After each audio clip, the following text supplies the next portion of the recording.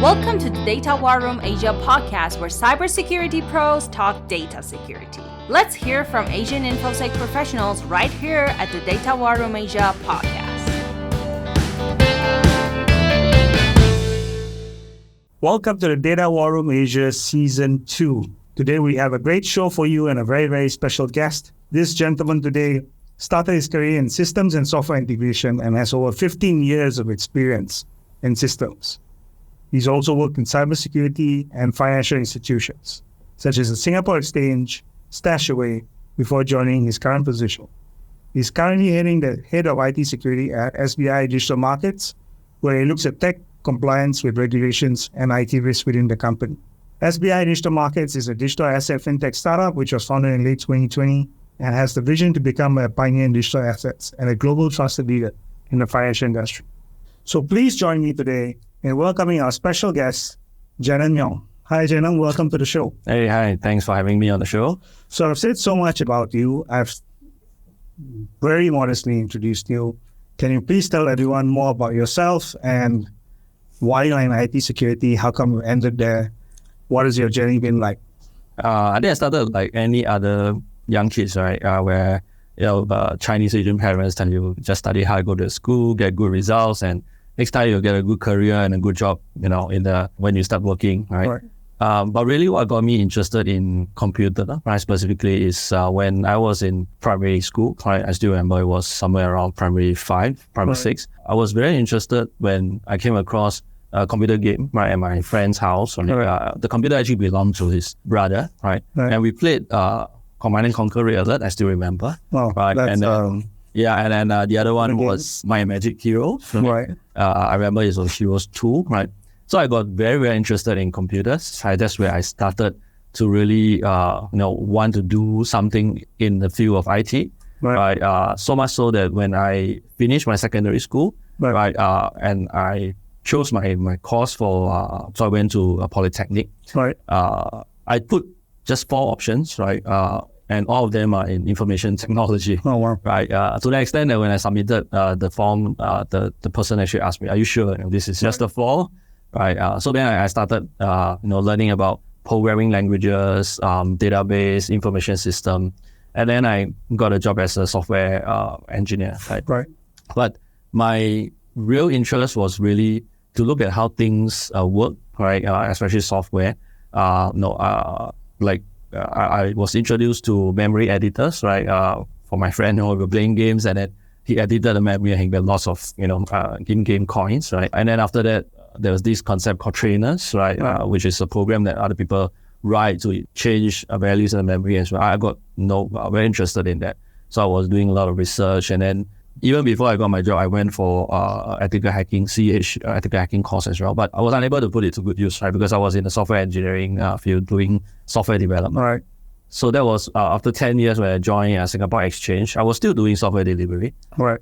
But there was this moment, right, in the point that I wanted to have a change in my career. All right. So I met my then boss, it was actually quite a funny experience. I met him in the toilet, right? Oh, wow. And then great ideas happened there. And so I was telling him that every time I meet him, I always learn something new. Right. And then he told me that, hey, I have a vacancy, do you want to come over to the security team? Right. So I just jokingly tell him that, okay, sure, why not? I'm happy to explore. Right. And then the same day afternoon, I met him in the toilet again, right? And then one special toilet. Right. And after that, he invited me for coffee, of course. Right. And that was really the pivotal moment in my life that I switched over to security, right? Information security. Back then I was in the security engineering field team, right? And because there was just so much thing to learn, so I really just took everything, right? I did awareness session. I learned things on the job, right? I explored stuff, looking for websites, right? Like, those hacking sites where you can try your skills out, right? Ask for development sessions, right? Training courses, which, the company as a whole was very supportive and sent me to all these courses. And I learned so much there, right? And then when my ex-colleague left, I took over the position as well, doing assurance. which then again I learned a whole new lot of things like vulnerability assessment, pen testing, red teaming, and all those. right? And then after I left Singapore Exchange, then I ended up as head of information security in StashAway, right? And then I carried on. And again, there are a lot of fields that I've not learned before, right? And on the job, I just keep learning. And to me, it's a very fulfilling and satisfying experience. Sure. Yeah. So how many years have you been in security now? I would say 5 to 6 years in security, like really truly doing security. Yeah.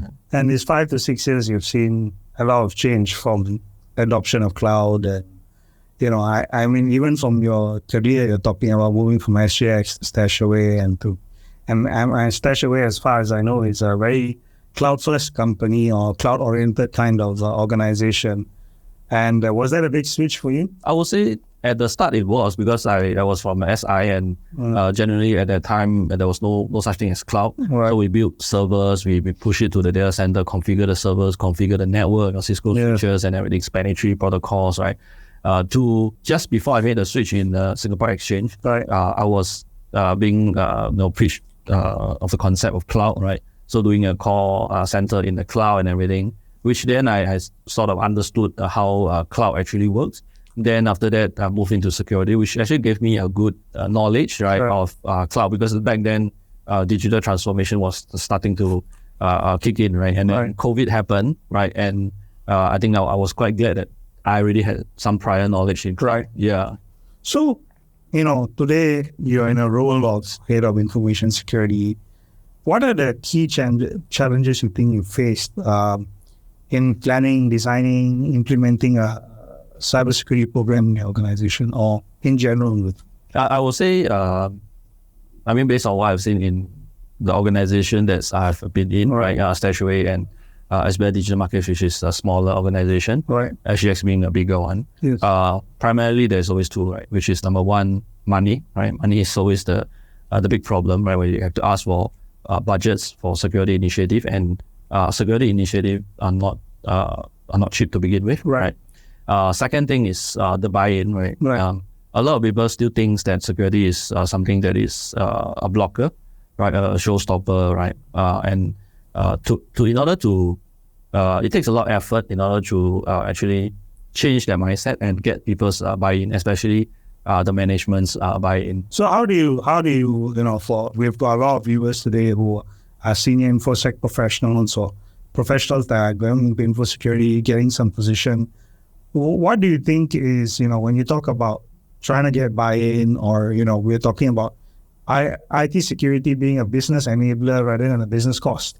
What do you think is the biggest hurdle you have overcome, or what is the biggest challenge beyond the fact that it's just a cost? I'll say the biggest challenge is that I've overcome, the two sides of the story. One is StashAway, which is B2C, right? And I'll say B2C and B2B, they work very differently, right? So in the B2C context, I cannot tell the senior management that, we should get ourselves protected because, other companies are going to do due diligence on us. We should get ourselves ISO certified, right? So then we have to go the other route to understand the business, what are the information that they are holding, how to actually protect them, and then how what will happen if this information actually is leaked, right? So to me, a lot of it is education. So I did a lot of education in StashAway, teaching people that I meet, the C-suites and everyone about the importance of actually security and why security is actually not a showstopper, right? But it's an enabler because, like what they always give the example of having a brake in a car, right? Because of a good brake, that, you can travel high speed and stop the car in time, right? So then when I come to SBI Digital Markets, right, which is primarily a B2B business, I would say things are a little bit easier because in a B2B context, a lot of companies, when they do due diligence, they will ask you, do you have ISO 27001, right? Do you have, let's say, SOC 2 Type 2? Because the counterparties, the partners are always asking for this information. So when I tell the management that it's good that we should have this certification, it's good that we establish a set of controls, right, so that we can get a certification, they understand a bit more. But that does not mean that I do not have to educate them. I still have to constantly educate them. I think with the changes in the environment, we are always continuously learning anyway. So there's no as we learn, we teach, that's what I always say. But it's interesting to note from you that, B2B organizations are driven by compliance, whereas B2C, it's more of incidents and stuff like that. Would you agree? I tend to agree, yes. Because today, if you ask any consumer on the road, right, on the street, that let's say Samsung, right, as a company, they have ISO 27001, they have SOC 2 Type 2. They probably look at you and scratch their head, right? Yes. Because they don't even know what that is, right? That's not understanding. Yeah, correct. And even with what the Singapore government, CSA, is trying to push, in terms of the cyber trust mark and everything. Sure. It's still very much on the B2B, right? Because it's not like the refrigerator where you have 3 ticks on the power. Even today, refrigerators are smart, so they have problems. Yes, correct. Yeah. So in that context, B2C, it's more difficult to push the use case of cybersecurity in the company, right, compared to a B2B business. Yeah. Great. So, early on when you were talking about your experience and how you've come to security, you come from a software engineering background, you moved to security, and then you moved on to red teaming and all the penetration testing and stuff like that. So in terms of that, how was the switch? And do you have like a memory of this switch or coming into the red teaming space that sticks with you? I wouldn't say exactly that there's a memory that sticks to me, but in my opinion, I think where I started off is a really good starting point, right? Yes. And the path that I've taken is, I would say, in my opinion, is very smooth, because cybersecurity is very, very wide, right? There's just so much. There's OT, there's IT, then there's stakeholder management and everything, right? So and then within the even the technical space, the IT and OT, there's so much in terms of like software, database, middleware, system, you name it, right? So by being in a software company at the start, right, being an SI, I understand how system works. I understand how network works. I know about the system configurations, the network configurations, which then gave me a very solid foundation when I move into security, because there's a lot of jargons being thrown around in security, and people are like, what's SQL injection, right? What's cross-site scripting? I think we need we have Oxford Dictionary, we need a cybersecurity dictionary. Exactly. So that gave me the good foundation, right? And then from there, when I progress into things like red teaming, which go even deeper, right? A more detailed understanding of how system actually works. So, for example, I took OSCP, right? And it's a gruesome 24-hour exam, right? And part of the exam requires you to understand how buffer overflow works. Yes. And buffer overflow is not just having a script, run the script, and you get the results, right? You need to understand where are the spaces, right, in the memory, right? How to make use of them? How much space do you have? Right, and then look at the pointers, the memory pointers and all. So all these actually move me towards a deeper understanding into the different aspect of cybersecurity. So it's interesting, right? You mentioned about red teaming and you mentioned about your experience, and you're talking about OSCP and stuff where you're all on offensive security. But in your role today, you're actually working on the blue and purple side, right? You are looking at defensive security. Any difference sitting on the other side of the fence? Yes, definitely there is a difference, right? And in fact, that is one area which I'm really trying to improve myself on as well. But I think the thought, right, or the mindset, right, of offensive security perspective, right, helps a lot in defending, right? Because so whenever the guys implement a control, right, I always want to test it. Be the devil's advocate. Yes, I'll be the devil's advocate. I'll poke around, and then I'll let them know, this is possible, right? And in the end, even if that is really the control that we are going to implement and we are not going to improve, it gives us a risk posture that we know that this is the gap that we have, right? And prepares us for the defense side of things. Yeah.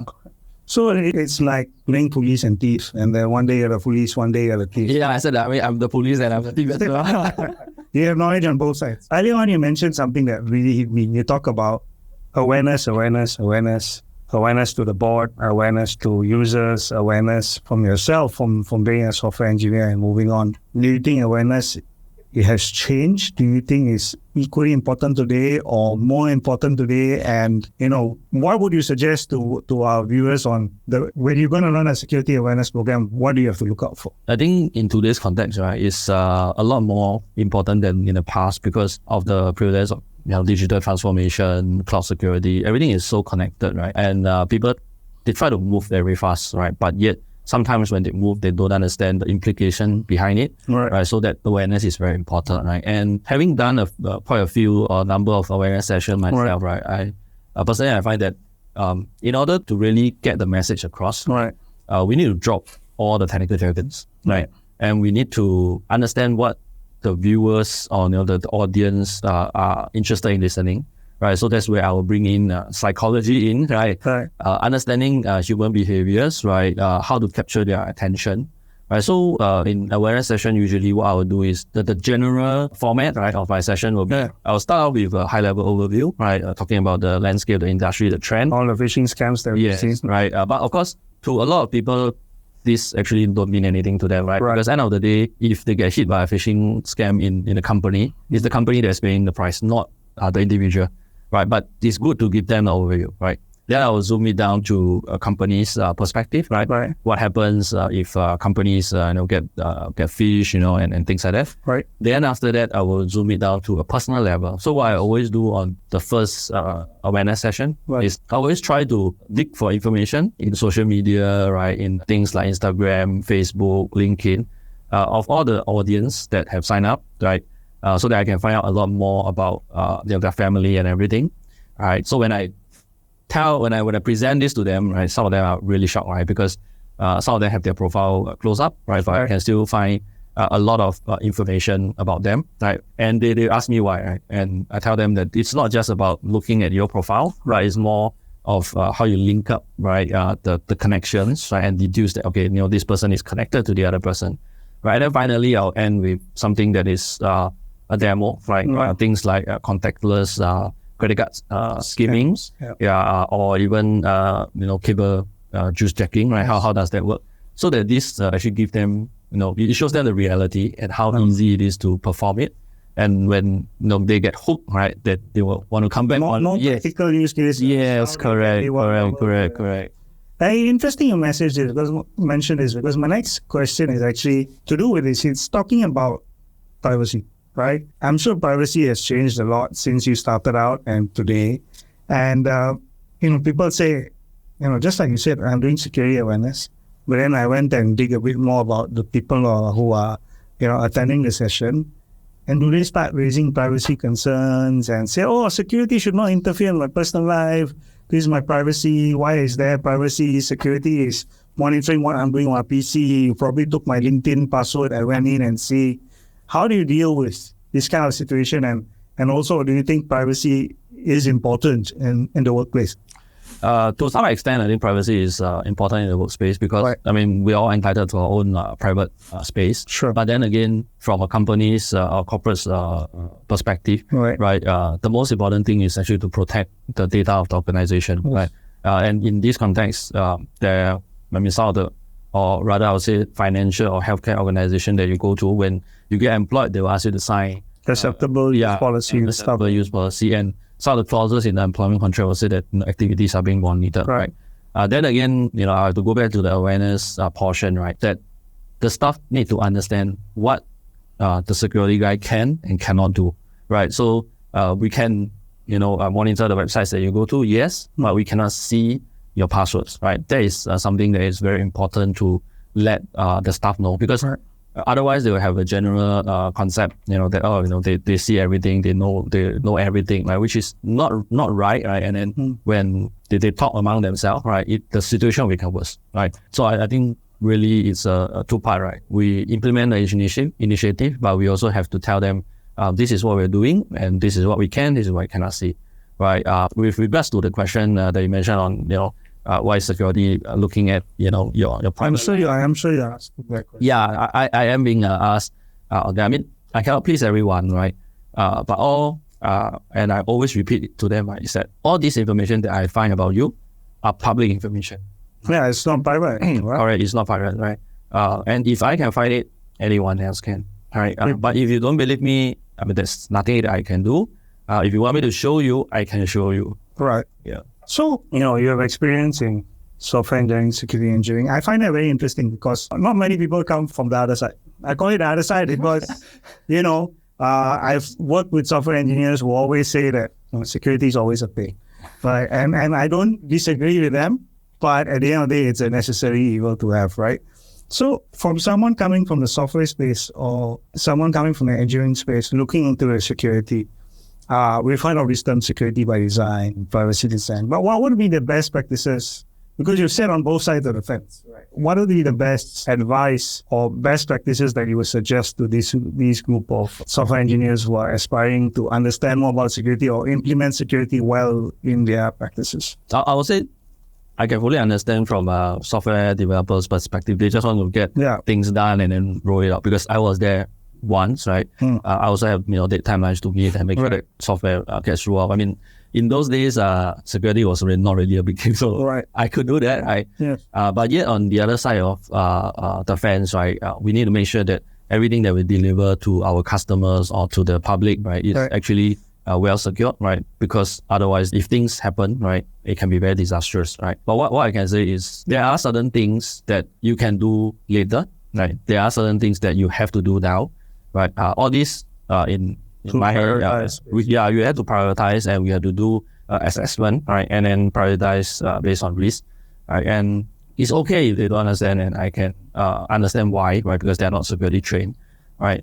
If they are interested, they can always sign up for courses and learn more, right? Or otherwise, they should get help from a security person, right?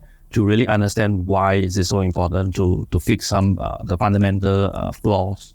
So do you think it's important for an engineering professional or software engineer to also go through some security principles training as part of an onboarding program? Yes, I think that is actually very important. Right. Of course, again, if you understand, social science, human behavior, you know that if certain things, is not their interest, they will just turn off, right? Yes. So I would say there must be a balance point, right? There are certain baseline that the engineers must go through, right? Because those are the very basic, right? And then we make use of tools to help them, so like automated scans and all those, right? And then for those who are, they have more motivation, their interest is there, we can of course push them more, right? So that they understand a lot more in depth into the security design and all those, right? And they can help to be I would call them security champions, right? Yes. In the software team, right? And it helps make the whole ecosystem a lot better. I think that's a good word, security champions in the software team. In terms of you're talking about the fact that you have to probably consider sending some training, doing automated scans and all of these are costs and to an organization. You've come from big, medium, small organization across the whole spectrum. How do you work? And today you decide budgets. How do you work in budget planning, resource allocation? Because at the end of the day, right, I think what a lot of our viewers, especially those who are getting involved in security for the first time, or say security management, it's not about the technical side of it only. It's the business side of it. It's the budgeting side, cycle side of it. Prioritizing what you need and what you don't need and stuff like that. What are the principles you look at when you're looking at budget and resource allocation for maybe things like this onboarding program and stuff like that? I would say a lot of it is really prioritized based on the business needs, right? We look really at what the business is doing. Sure. Right. Let's say, for example, if you are a software house, right? Yes. Let's say, for example, Stashaway and Dallas or even such, right? You build your own software and you release the software to users to use. Correct. And naturally, I will prioritize code quality and security as one of the top, because I want to make sure that the attackers don't use this channel to compromise my customers, right? And drain away their money, or do malicious activities, right? Compared to if you are, let's say, a company that's dealing with, let's say, reselling of business, right? Yes. Reselling of products, right? Then security on the code actually does not matter, because you are not in control of the code, right? Then you have to make sure that your counterpart, right, have a good security posture, right? They do their due diligence, on their suppliers as well. Yeah. Right? What are the controls that they have? Third-party risk management. Yes, third-party risk management. Right. So a lot of it is not. Of course, fundamentally, security, you have your hygiene, right? Like, I must have my EDR, I must have my SWG, blah blah blah. Right. But other than that, right, you must look at the business as a whole and how the initiative actually sit in line together with the business, right? But otherwise, it's going to be a very, very tough fight with the management for budget, because they cannot appreciate why you're spending the money, right? When it does not help the business. Right. So you're talking about this situation where you have, business, and you have the business product being the main factor when you consider security, right? The product must not be affected and it must be delivered. I mean, you don't have to reveal details. I know it's very sensitive. I'm sure you've seen some incidents that you've needed to firefight and respond to, right? They call it an incident response team, IR teams. How was the situation? How do you manage it? What was your mind during that time? Because, in the security industry, when there's an incident, depending on the severity, it's always a firefighting, right? It's always a firefighting challenge. It's always a situation where you're working 24 hours. At the end of the day, what is the best way forward? How did you handle it? What was your biggest challenge? Or, because I'm relating it back to your question, right? It goes back to the main product and educating the business and working with the business. But when an incident happens, all of a sudden the security is the star of the show, but all the arrows are at your back as well. Right? Why did you do this? How come this happened? Stuff like that. Where do you start? How do you manage the situation? So I think the important thing is, yes, you need to really stay calm, right? Don't panic, right? And need to articulate to the stakeholders. Usually it's the C-suite, right? Tell them that what is the most important thing that we need to do, because in this kind of chaotic situation, right? Like what you mentioned, right? Arrows flying everywhere, people are trying to figure out why this happened. They are asking more questions than getting more answers, right? So first thing is, do we recover, right? Or do we keep the existing environment for forensics, collecting of evidence, right?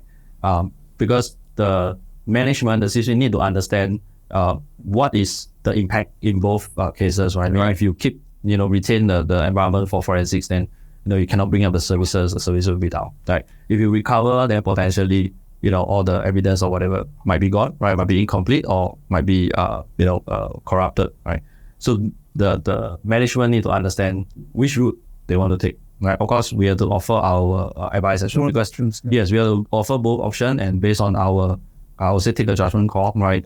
Advise them which is the better way, because sometimes it is better to recover because it's just a small incident or some mischievous, a script kiddie that's trying to attack you, right? But otherwise, if let's say it's a really impactful incident, let's say it's a APT, then sometimes it's better to call in the forensic. You rather help the business, right? Get the forensics in, make sure the environment is clean, right? You get an RCA before you actually restart, right? Because I've heard of ransomware cases, right, where the backup is already compromised, right? So when the management decided to wipe everything and restore, right? When we restore the copy, right, the ransomware happened again, right? So it's actually a never-ending cycle. Yes, correct. So I think in that kind of situation, right, really the communication with the stakeholders, the C-suite is very important, right? And that is also, sad to say, that is also the time to shine, right? Because if you can show to the management that you can handle the incident, right, the challenge. But do you get blamed for it? I've seen both ends of the spectrum. Some people say, because you didn't do your job, I got attacked. I would say, yes, it happens, right? It happens. For me, I tend not to look at it, take it too much, right? I will just move on. I mean, yes, you want to blame me, sure, right? I'll take it, right? Because at the end of the day, in my opinion, if the management cannot appreciate what you are doing, right, and they put the blame on you and ask you to leave, or things like that, right, then I would say it's not worth it, right? Because to me, taking accountability and taking the blame is two different things, right? And if I have not done a proper, let's say, control, right, I take the accountability, I give you, the steps, how to remediate it, we move on, right?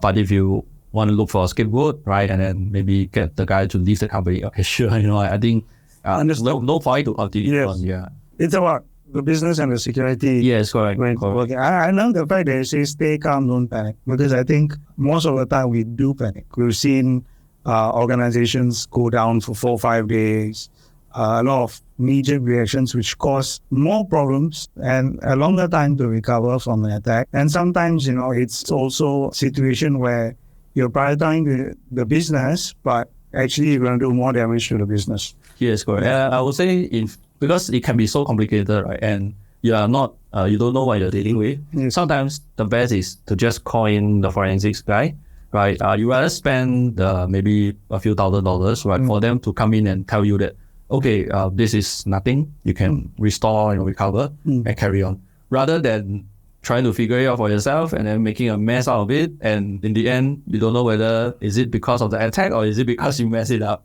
Correct and true. And I mean, earlier on you mentioned something very interesting. You talk about a mischievous script. A lot of times, mischievous script tend to be released from the inside. An insider threat.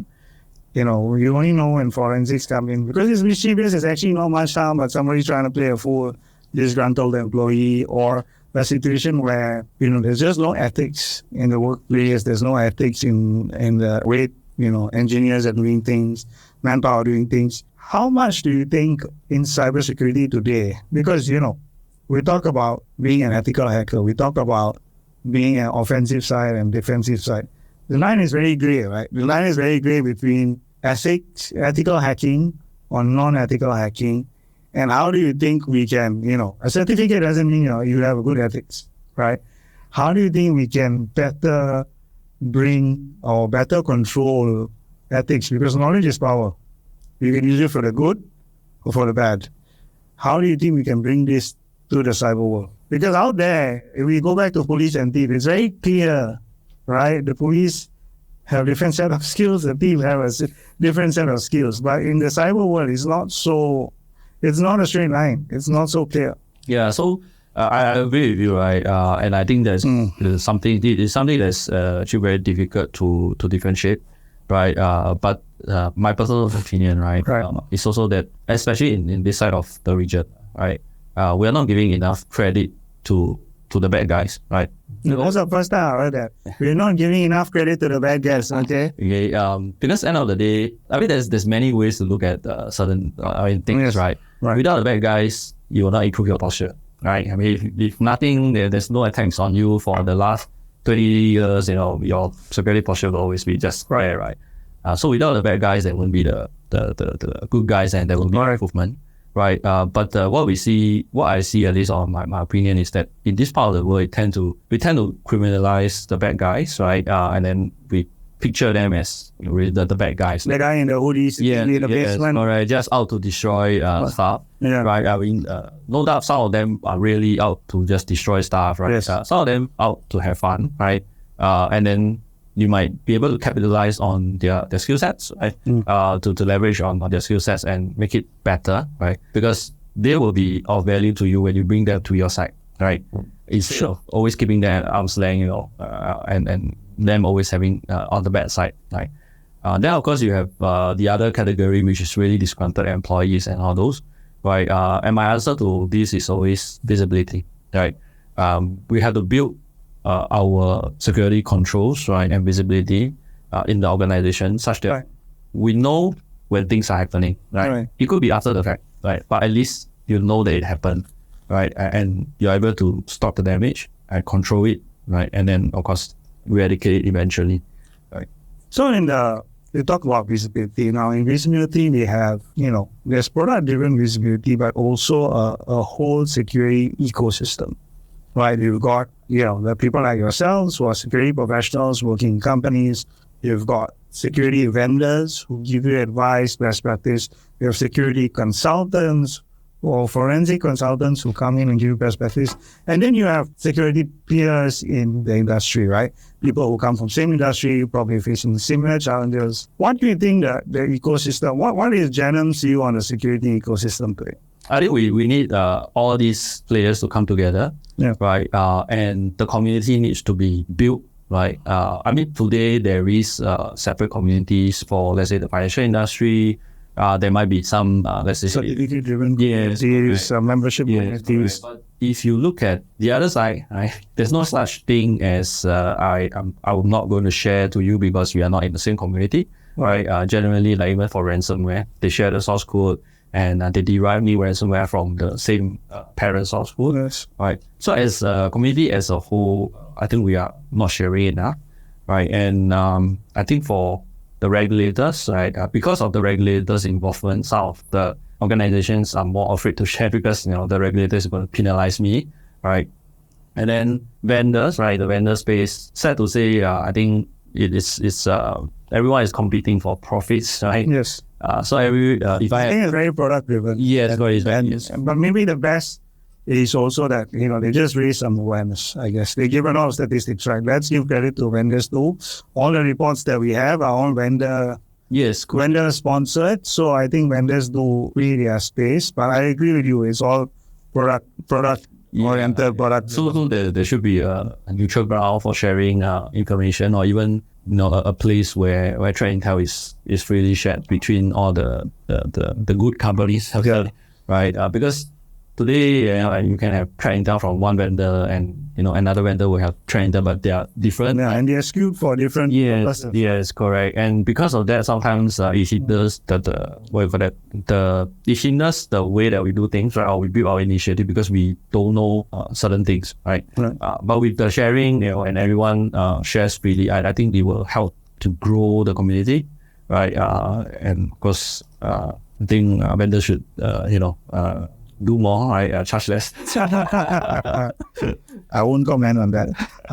What strategies do you think, like we talk about threat intel today, and we talk about security landscape being super wide, everything summarized into this position, head of IT security.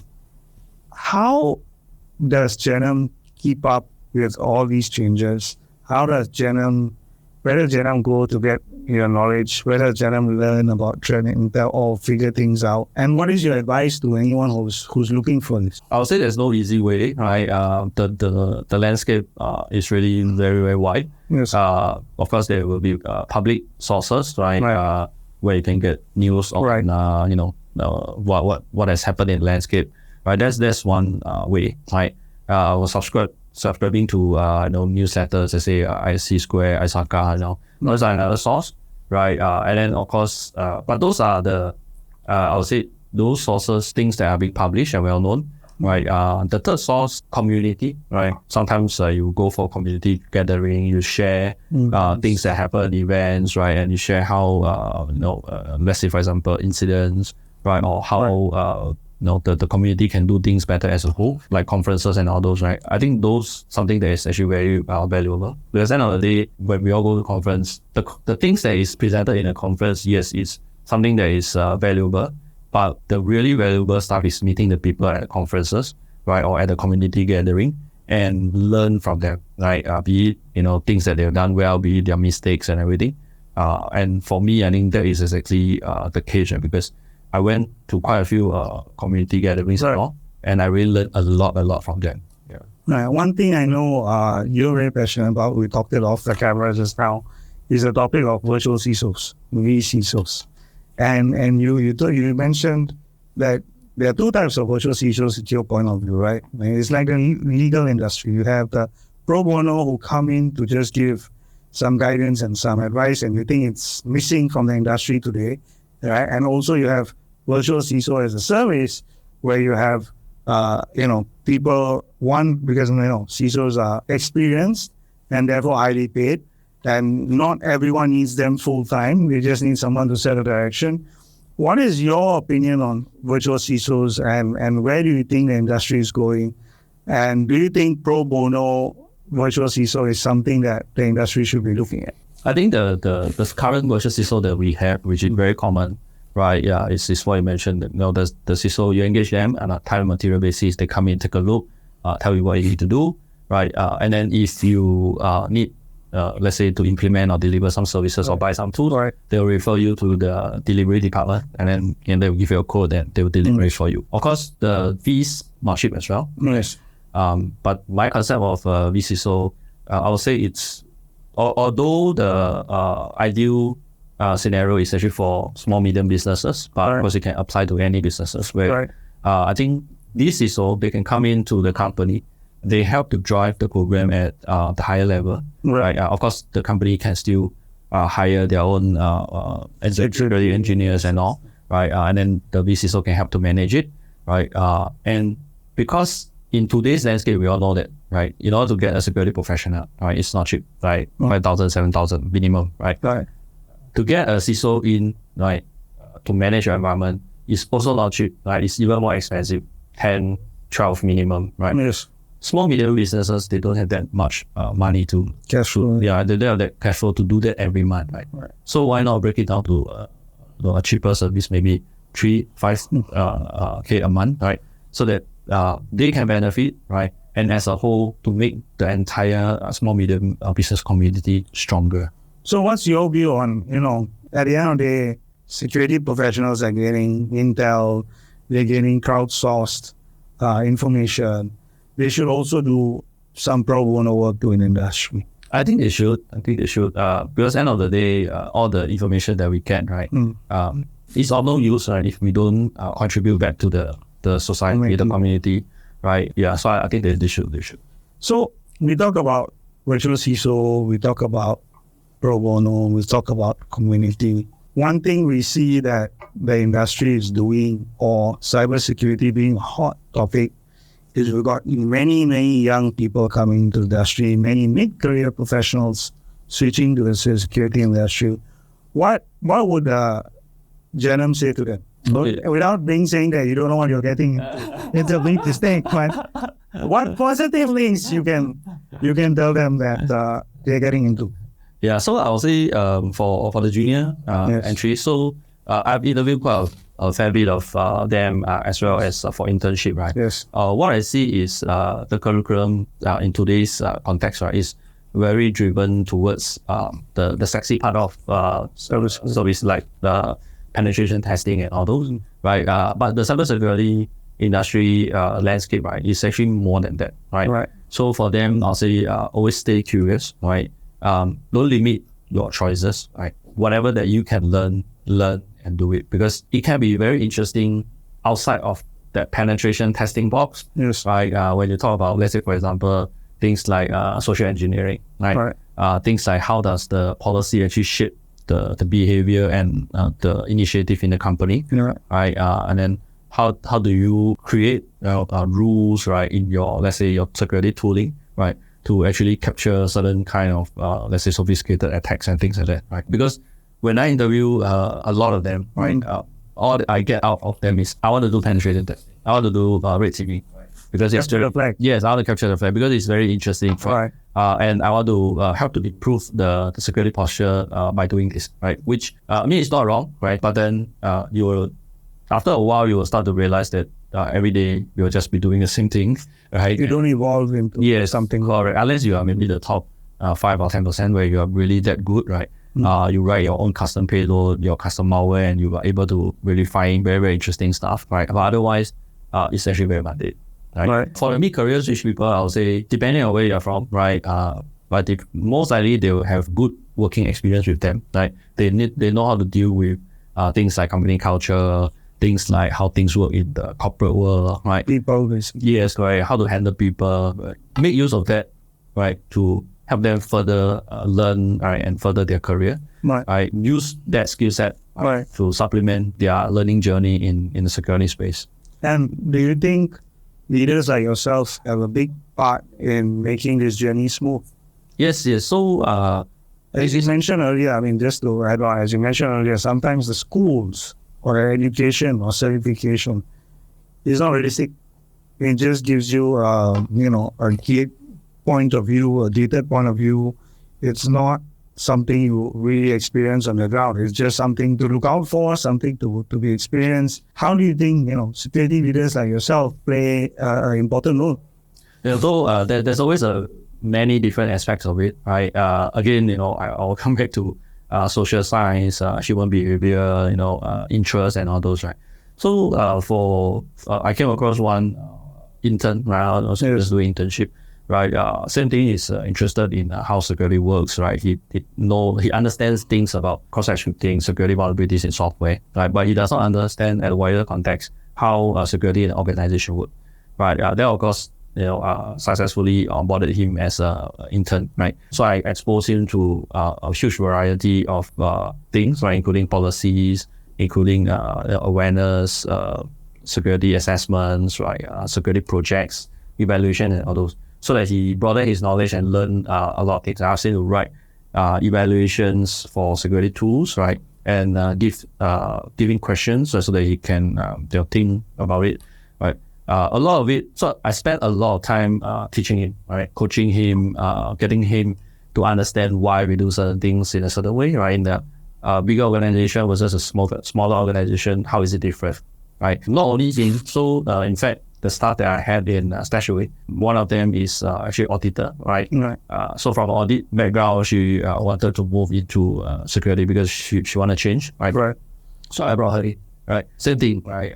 Every day for the first half of the year, I'm just doing teaching, right? I spend a lot of time explaining a lot of things, right? How to shape the way that she is seeing. Because when you are auditor, you look at things very differently, very rigid. Black or white. Yes, black or white. Yeah. So telling her that no, it's not all black and white when you are end user environment, but in fact 99% is gray, right? Exactly. Yeah. And then mentor her, right, and see how she progressed through the journey. And I think that is something that is very satisfying for me, right? Because it's like raising a child, right? You can watch them grow, and then how they do certain things and how they mature in their thinking and all. Yeah. So great mentorship right here for you. Don't forget to subscribe to our Data War Room Asia podcast. And we have some parting words from Jannem. Jannem, one last thing that I'm going to ask you is this. Where is cybersecurity 5 years from now? That's a very tough question. But I think with what is happening now, the connected world, cloud, generative AI, I think the cyber world is going to get a lot more complicated, a lot more fast-paced, right? And as humans, right, we definitely are not able to catch up, right, with the machines, right? So what we need to do and learn is to embrace the technology changes, right, and use them to supplement what we do in our daily life. So take, for example, generative AI, ChatGPT, right? Use them to supplement what we do every day so that we can improve in our efficiency, right? So that we can get up to speed in catching up, right? With actually all the threat actors or what is happening in the landscape. So in terms of security, where are we going to be? Is there still a place for a CISO, or will we have many CISOs? I'll say yes, there will still be a place for CISO, because at the end of the day, different organizations, they're all unique, right? So you definitely need someone who comes in, understand the organization, and then set the planning and the roadmap strategy for the company, because different company will. Or do you think we'll have a situation where, we had a head of IT, now we have head of IT infrastructure, head of IT services, head of IT, but they all work with one CISO today. Do you think we'll have CISO of IT services, CISO of IT infra, CISO of something like that in the future? I think that is definitely possible, because today, security is like what I mentioned, right? Is the landscape is just so huge, right? No matter which area that you talk about, right? Security just cuts across, right? And in fact, some of the organizations that I know, they have this concept called the BISO, right? Which is the Business Information Security Officer, but they generally breach the business unit, right? So if that happens, like what you mentioned, I wouldn't be surprised, right? Because then it will be a lot more scaled down and focused. Like I say, network or infrastructure, you have a CISO that's actually just taking care of the system and the network security. Yeah, and in fact, for certain organizations, I think it's a better way to manage. Yeah.